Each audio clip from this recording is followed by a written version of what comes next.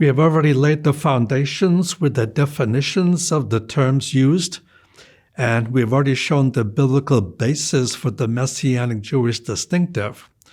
We now need to do a short history of Messianic Jews, and we should do it in order before we proceed to the finer points of Messianic Jewish theology and philosophy.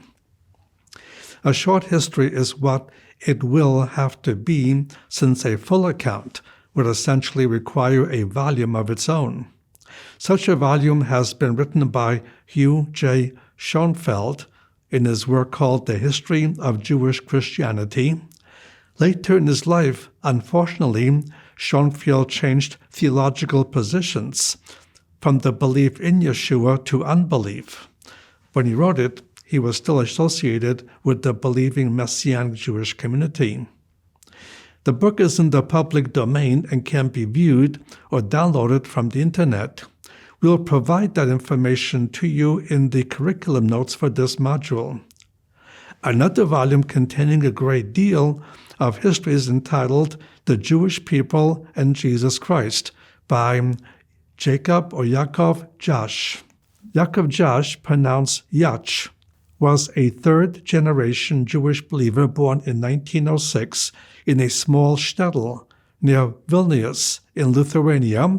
He wrote a half-dozen books and many articles on Jewish evangelism and theology.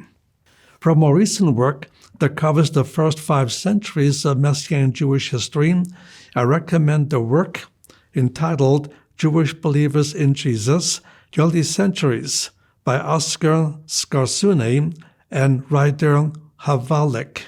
Please consult the online course curriculum for this module for more information on these and other resources. We will now survey this history according to historical periods. The first period is AD 30 till AD 68.